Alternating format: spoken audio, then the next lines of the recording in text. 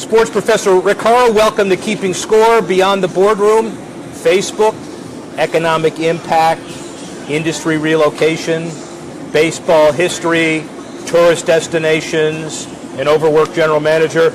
We got it all here, ladies and gentlemen. Interesting perspective that Major League Baseball, $8, $10, $12 billion annually. You add the internet piece and it's up to $14 billion. And you're really not sure where they can go to hit their ceiling if they have one. Well, as this is going on, the World Baseball Congress, World Baseball Classic, heads to the second round, and then the finals in LA. Certainly a victory for Major League Baseball as far as international is concerned. What about domestic? Well, Forbes' numbers are interesting. They talk about the average franchise value of a Major League Baseball team, well over $1.3, $1.4 billion. In 2014, there were 5 teams that were over $1 billion net worth. Now, there's over 15 teams that are worth that. How do you keep the value increasing? How do you stay relevant 365? How do you build public-private partnerships that are assets and development vehicles, not just in your hometown, but also for your spring training town? Well, in 1927, at the end of March, the Reds and the Yankees played a game over at what was called right field. It's not there anymore. But that signaled Major League Baseball's first foray into West Palm Beach. Philadelphia Athletics in 1946, 1963 Municipal Stadium, the home of the then Atlanta Braves and the Montreal Expos, and Roger Dean Stadium just up the road, opening 13, 14 years ago now with the Cardinals and the Marlins. This went from the old Baltimore Orioles spring training back in the leather helmet days when I grew up in South Florida, to now 4 teams literally within 20 minutes and the Mets just up the road. For general managers, it is baseball perfection. 5 teams where you can basically hit a 9-iron or a long home run and find each other. And also the synergy of Major League Baseball 2 months before the Marlins start for real. It's a perfect storm. But it wasn't always that way. And the guy who's really in charge of making the perfect storm work in Palm Beach County, the newly debuted $150 million ballpark of the Palm Beaches, the general manager of this wonderful building, Brady Ballard. How was that for an intro? I appreciate it. Is that pretty good? Yeah, that was good. Thanks. Now, let me just start by saying, we'll get this out of the way first. This is for an international audience. And you may not know baseball, but you know economic development, and you know the international field that the former Expos and the Nationals put on, in addition to the Houston Astros. But you also may not know something else that everybody has in common, which is when you get a deadline and ready for the opening of a facility. Ground was broken on November 9, 2015. Hotel tax funded, but this place was under the gun from day one. You need an adroit, entrepreneurial, used to be young, now very old, general manager who can coordinate all of this.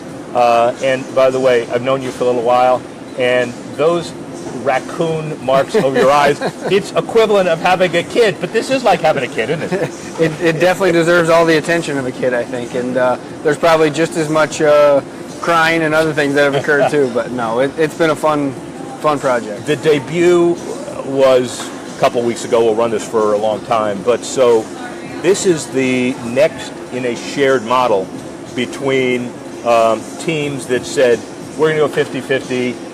It used to be that Major League Baseball teams wanted their own and only their own for the trade secrets.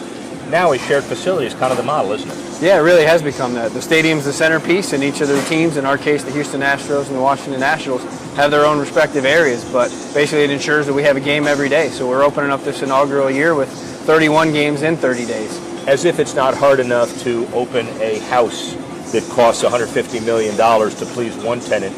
You've got 2 tenants, owners, with equal say. First of all, how does your structure work, and how do you sleep at all? Sure. We are a joint venture business between the Houston Astros and the Washington Nationals, so they came together, as you said, really before, obviously, 2015, we broke ground to form this joint venture partnership, and they've been partners in arms throughout. So each had, their respective elements that they're going to help design to fit their organizational needs, so there are differences from one side to the other, but collectively working with the city of West Palm Beach County, and the state of Florida. Your background's in minor league baseball in a whole bunch of different places, including development, marketing. Tell everybody a little bit about how you came to be.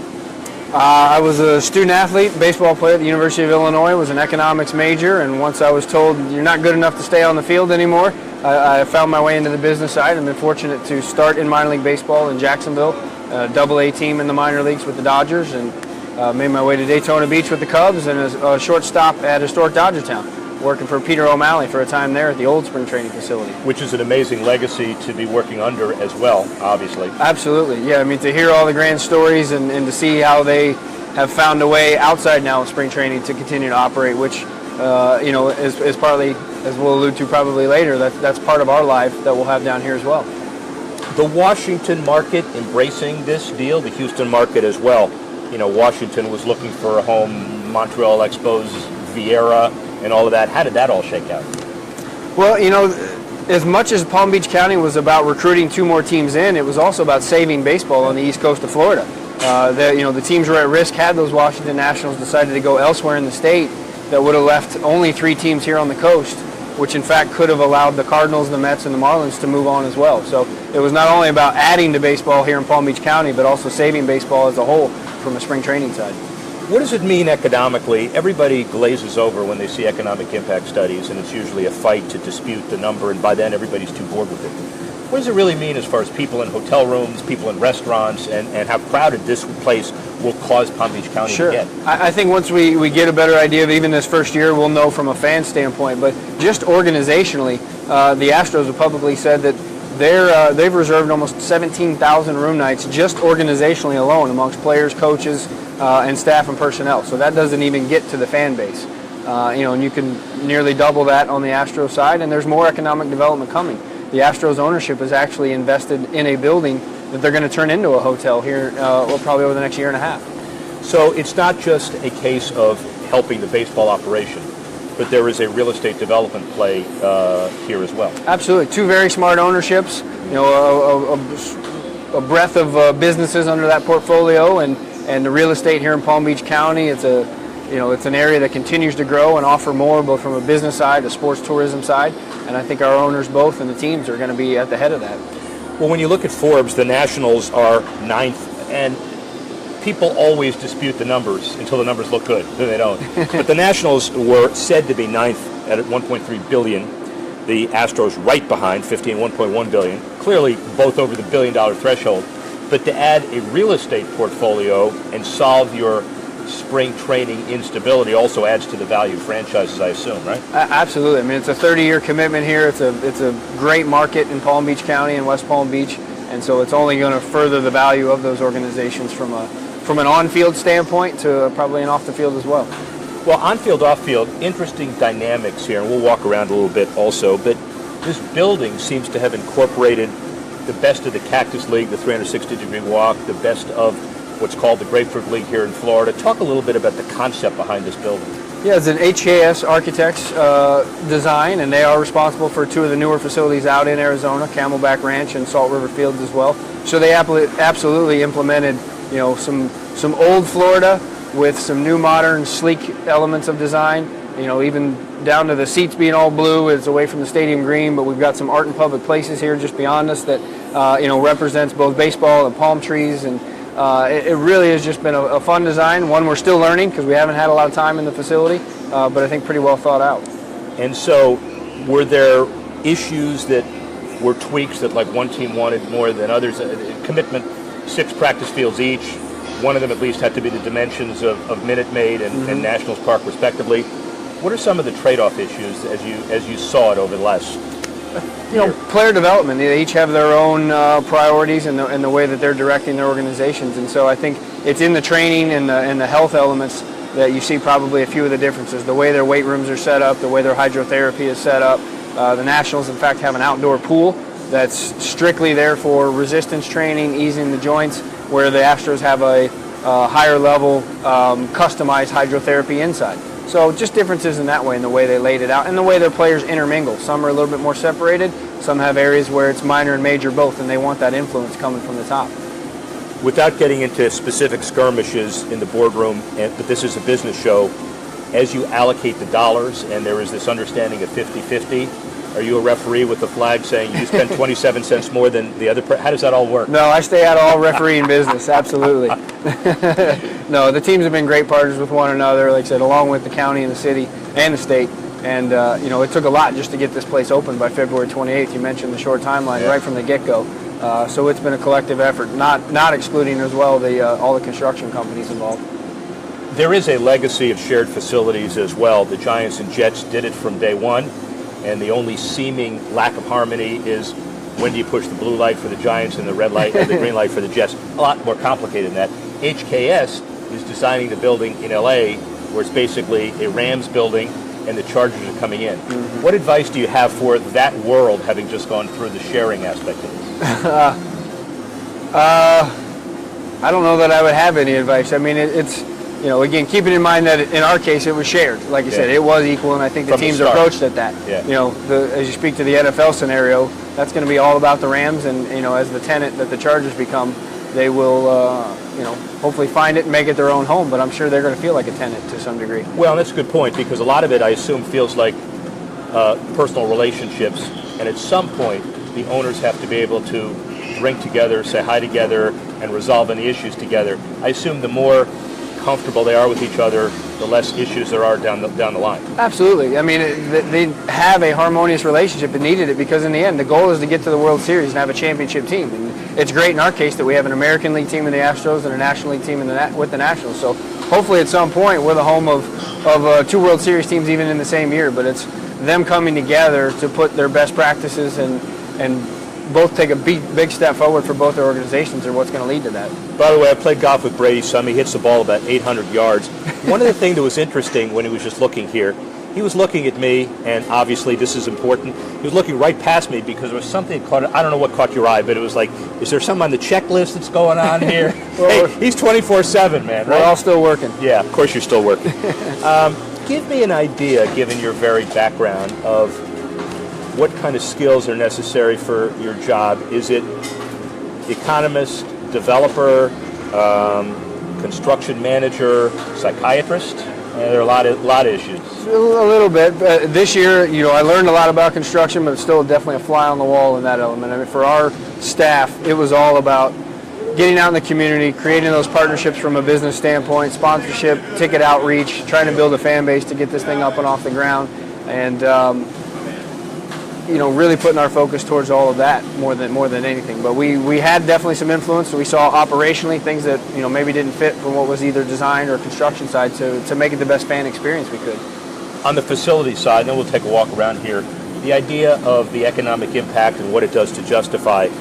Good thing about a facility like this is hotel tax, tourist tax. There is definitely a link between this kind of facility and increased hotel room occupancy. Mm-hmm. So there's some kind of connection between the public source and the dollars generated. Sure, absolutely. Well, and again, the public source is not our immediate public. It is that bed tax, that tourism dollar. So it becomes cyclical. We drive more tourists, they continue to pay the bed tax, and then they go back home to their respective areas, but their dollars stay behind. And I would include, too, the teams, the Astros and the Nationals, are making the single biggest investment back into a spring training facility of any major league organization. So they're here for a 30-year commitment, and they're absolutely putting their dollar into this great facility as well. The facility itself, we've got a number of acres, but you've got a 12-acre public park planned, a 1.8-mile walking track. But the baseball aspect of this is interesting because just down the road, you have two Florida State League minor league teams, one with the Marlins and one with the Cardinals. You don't have that here, but how do you turn that into an advantage here?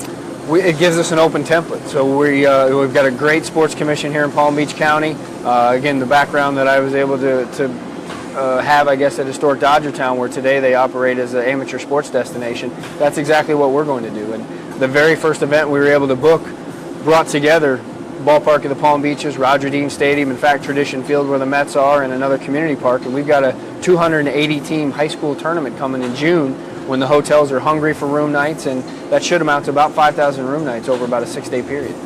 You're going to kill me for this question, but I can run faster than you, I think, after being downtrodden. So are you still a Cub fan?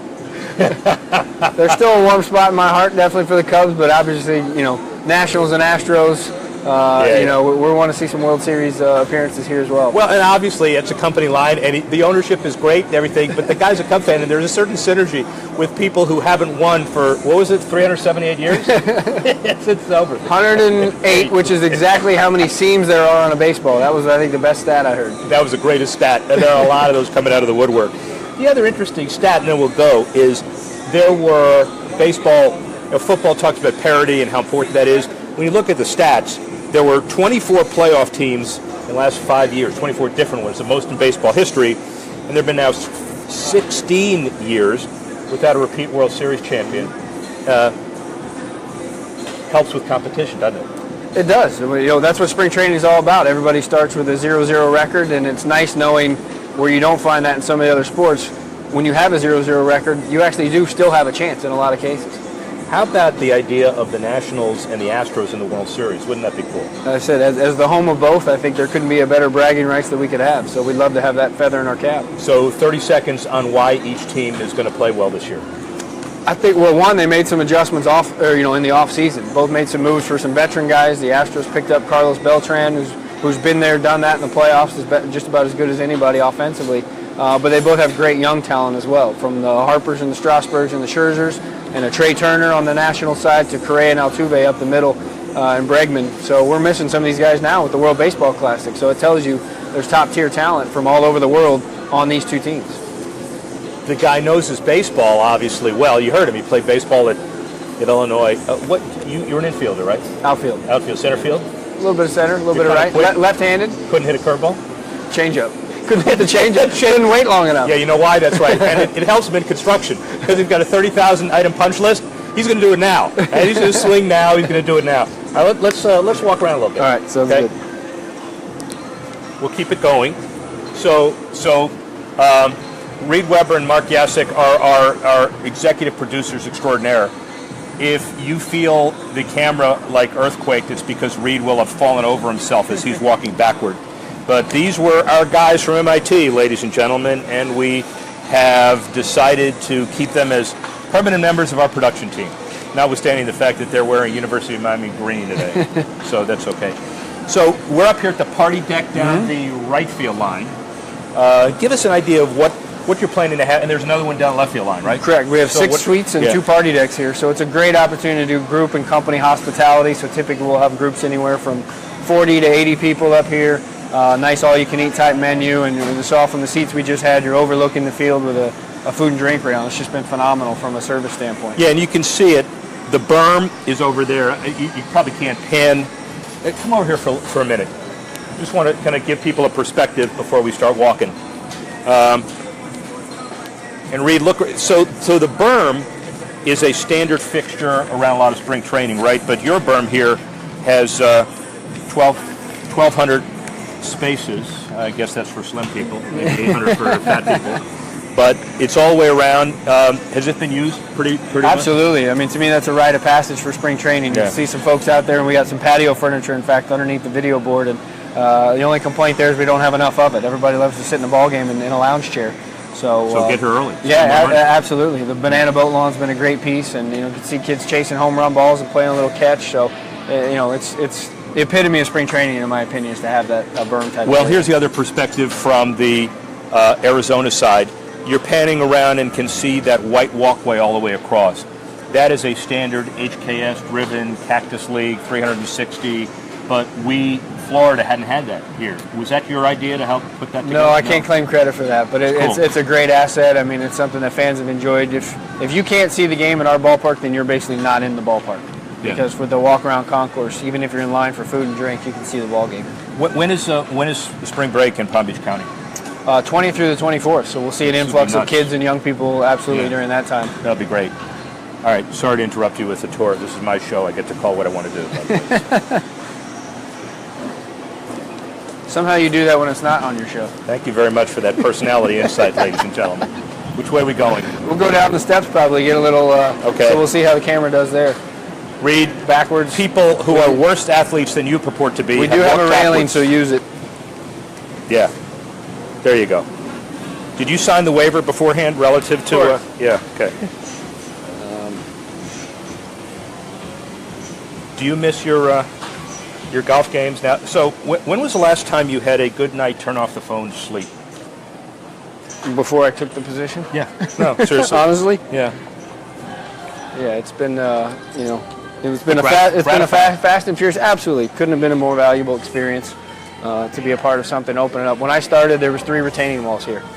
So there was already work well in advance of myself. But yeah, when I came here, it was piles of dirt and like I said, retaining walls. And just to give people a little bit of history, even before Brady got here, this is called the 45th Street site on Haverhill Road. This was an amazing kind of ground zero for things that never happened. The Orioles came here for a little while for spring training ideas.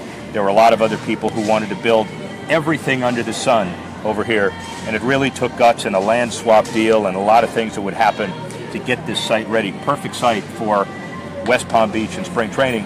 And also, there were some radioactive, or at least land clearing issues, right?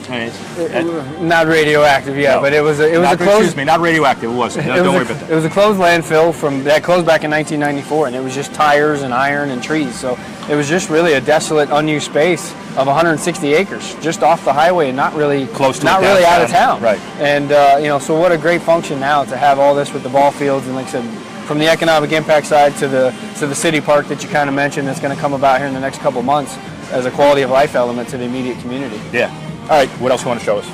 Well, just, again, the kind of the berm element, or not the berm, but the concourse, this walk that you have as a fan, you can see how wide our concourses are. Even if we have long lines for concessions, you got plenty of space to maneuver. But again, it's just this open bowl. Again, the navy blue seats, common color of the two teams, so even they had compromise. It's not like we have stadium green or we don't have an orange half or a red half. I think the blue is a little more Astro blue than National blue. Rick, don't get me in trouble, man. No, I think it's all come together harmonious. Pretty nice. But yeah, even if you span around just to the rest of the seating bowl, you can see how open it is. There's a piece off in the distance over Rick's right shoulder. You can see a bit of that art in public places. And, again, just there's elements of design that all went into this, very well thought out. Had a great breeze each and every day, I think, here. And it's just warm and inviting. I think we've had as many comments about just how aesthetically pleasing it is from the walk that you have as you come up. You park and you walk right through the Washington Nationals practice fields. Yeah. So you get that baseball experience really as soon as you get out of the car. All about fan experience. Reed, pan over to Palm Beach Golf Center, which will help nobody's putting, but at least the guys are here. And then Palm Beach Bistro. When you look at spring training, it is really something that's entirely different than regular season. This is totally for fan experience. I assume if you do the studies, fans come earlier, stay later, immerse themselves in a day at the ballpark. They do, because so many of them are from out of the area or out of the country that, this is their voyage for whether it's a 3-day trip or longer than that. They're here to get a foul ball, get an autograph. It's that odd mix of minor league feel and major league feel, because you can get that close, intimate experience with some of the top players in the game, but you're doing it in stadiums that are 6,000 to 8,000. So that's great. And unlike the shoehorning that you need in an urban 45,000 seat ballpark, which are beautiful in their own right, a little bit more land to play with, and hence the wider concourses. There really have been studies that talk about a comfortable fan who can walk around is going to spend more money, but it's also that's an enhanced fan experience, so he's going to come back. Yeah. Like I said, even if you had the highest dollar seat in the place, I think each and every one would probably make a lap around the facility, because it's to gain it from different vantage points beyond our right field area. You have a great overlook towards the Astros practice fields, in fact, over there. So even when BP's not going on at times pregame, you can kind of see some of the action going. So, well, let's show me where you want to view the practice field. So we'll make a little trek over here to the right field corner. Good. And it's a nice overlook both to the bullpen. I don't think we have anybody from the Nationals maybe in the bullpen just yet. But again, it speaks to the close interaction that you get with the fans. What input do you have from the Nationals and Astros staffs? Quite a bit. They're committed and they're invested, absolutely. So, they were very much a part of the design elements in advance, and now that we're able to live the facility, we're continually making tweaks, here in this first year, and still some more things we need to do just to get complete as it is. Did you do best practices? Did you see all the Floridas and all the Arizonas yourself? I did not personally. By the time I came on board, it was get to West Palm Beach and let's get going. But absolutely, the teams, they spent many a year doing their research, again, to kind of pick best practices from the newer facilities. It's like other facility development around the country. HKS is a repository. There are other firms that do some of this stuff too. But every facility has 5 or 6 things that are improved on from the older facilities or different facilities, and they keep getting better and better and better. Yeah, they absolutely do. It's there's some great facilities that have come online, and I think a lot of teams at this point are pretty well committed, but you've seen in Florida especially, they're committed to their cities, but they're doing some major renovations to bring it up to par with those that, like us, are as fortunate enough to have a new facility. We're coming up onto the right field walkway, so one, spinning to the camera's right, you're able to look right down into the Nationals bullpen here. And so here shortly the guys will be warming up. You can't get more intimate without being on the field practically than to have a view of Max Scherzer or Steven Strasburg or Tanner Roark, any of the best pitchers that the Nationals have, and all the guys here warming up throughout the game. You can actually see the curveballs break, and in your case, the changeups that you couldn't hit. So see the velocity here, to hear the pop, from this close is great. But standing in this very same position, if you just tilt on an axis, now we're over here looking at the Astros practice facility. So from this walkway bridge that continues on, there looks like they've cleaned up off of Field 5 here, but there's some fans out there. There's players jogging around. The minor league guys are out there each and every day on these practice fields. So if you're an Astros fan, and they're away every day, the Nationals are home, right? There's one game basically a day. At least one game a day, absolutely. Yeah, and so if you want to follow the Astros, but you don't want to go to see their major league team play somewhere, can you come out here and kind of walk around and see their minor leaguers practice? Absolutely, yeah. Facility's open, so we have some fans that are doing exactly that. They're diehard to their team, and they want to see the young guys and the old guys. So if the team's on the road, they're still coming out to get their Astros baseball or their Nationals.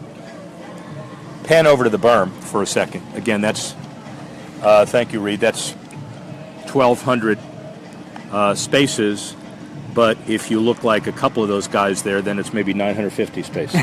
Probably we shouldn't say that, but it would be a perfect world if you get there early and you squeeze in and it's a tough ticket. And I'm sure you're going to test a little bit of that during spring break. Yeah, I think absolutely. We've got the Yankees coming in. We have a very good schedule here this year, so that'll be one that absolutely tested as well. Haverhill Road that way? To our west, yep. Yeah. So looking right over the field to the third base side, just to the main gate. And to the north is 45th Street. Mm-hmm. Across the main gate, which people don't know, but if you're a Floridian, there is still kind of a non-developed to the west side of Haverhill. Yeah, there's a business park over there, but there's some spaces that we can continue growth, and we hope that this is a catalyst for more things. But to our immediate community, we've heard great things that already for their property values, that they're thrilled to have this kind of new community landmark in their immediate community. And as a guy who actually stepped on all the trash that Brady was talking about when 20 years ago people were looking at what to do with that facility, this is marvelous, and there will be a whole generation that doesn't remember what that used to be, which is good for you. Mm-hmm. Really. Absolutely. Where's our marketing guy? Ben, we can track him down, get him over here. Okay, deal. Good. Let's find him, and we'll hand it over to him. I know you've got some very important stuff to do today, like you always do. So we have to fill. Yeah, good. Okay. So we're getting somebody from a marketing perspective as well. And it really gives us some time to talk a little bit about the business of baseball from spring training. Years ago, Marlins weren't in existence. The Baltimore Orioles were training in Miami.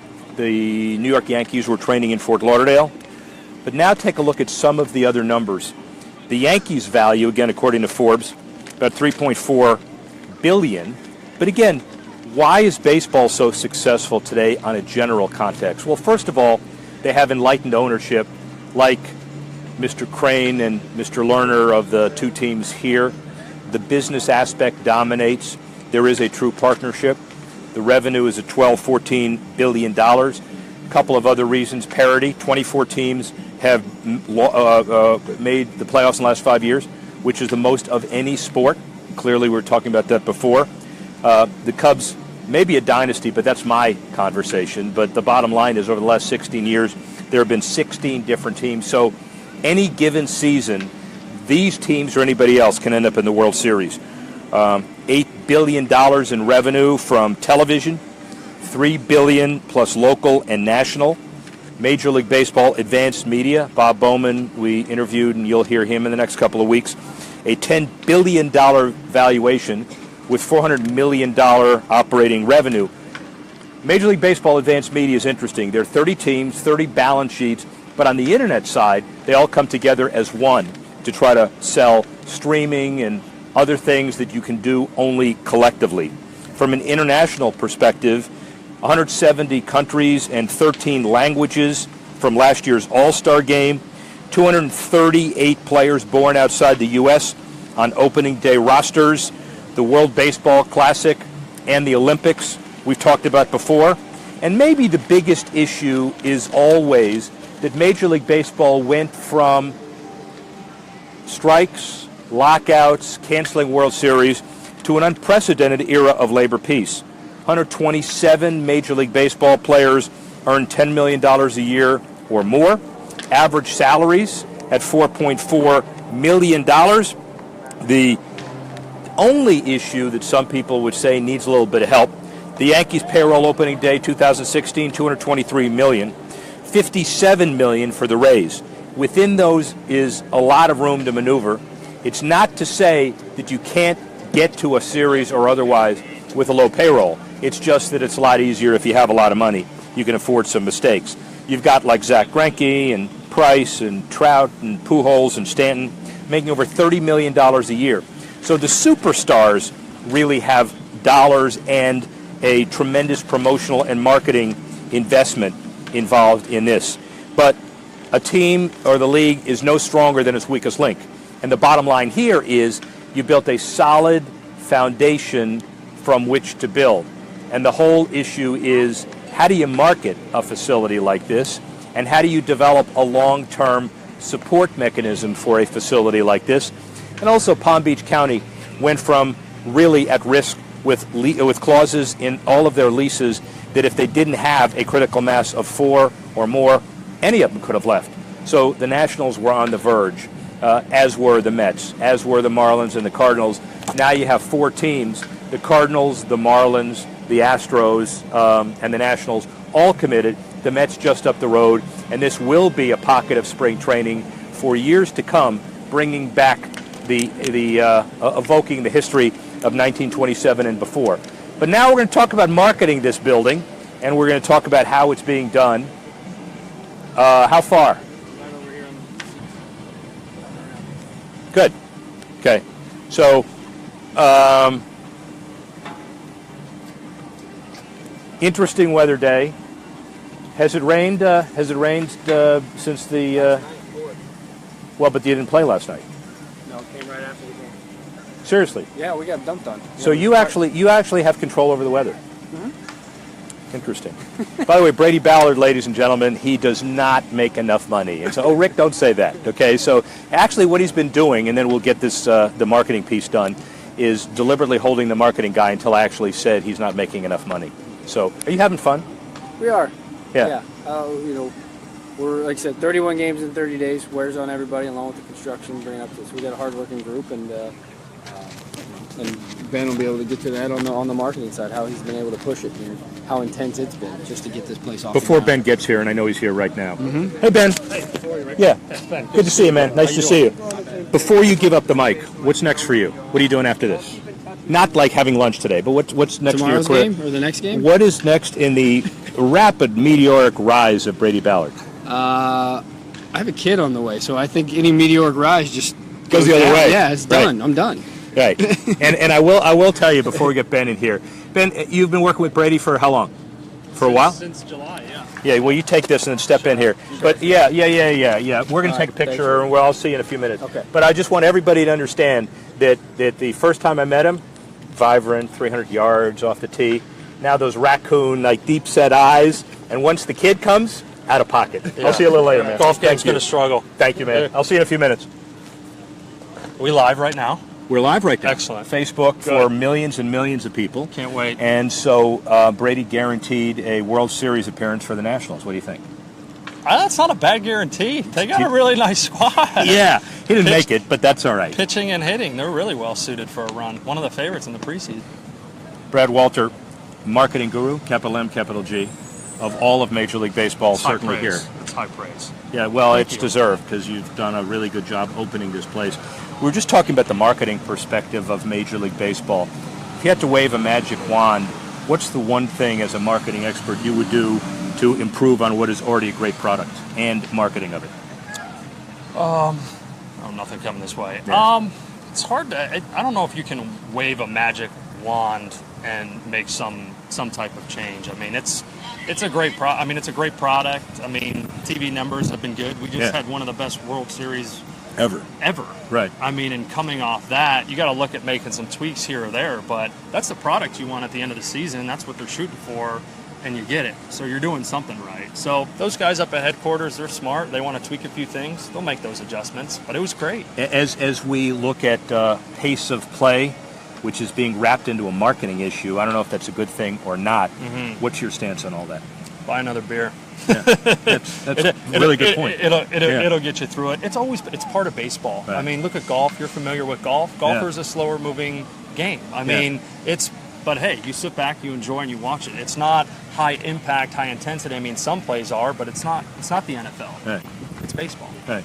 And baseball has a different perspective if it's done right. It's that if I want to enjoy somebody's company, I'll go to a baseball game and I'll sit with them. Sure. You know, if I want to do something else, you go to a different kind of game. And that fan experience, I would argue, is even more important than the other major sports because it's really built on a social fabric that other sports probably don't have. What do you think of that? Yeah, no, I think you're right. I mean, you come down, you sit down, you got space, you got a comfortable seat. It's a great place to bring clients or prospects. Great place to bring your family. I mean, baseball can never lose that moniker of Americans' pastime. I mean, it still is. Yep. So what's this place look like? And hard question. This place look like, and what's baseball in general, from your perspective, look like 5 years from now? We hope to get more and more fans in the seats. I know here, people are just getting familiar with it. They're just coming.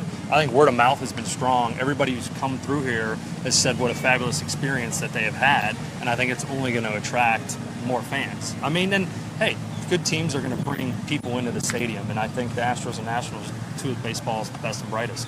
Yeah. All right, man. Thank you very much. Go sell. Yes. Go Good get to out of here. see Go you. sell. All right, Rick. Okay. Take care. Thanks.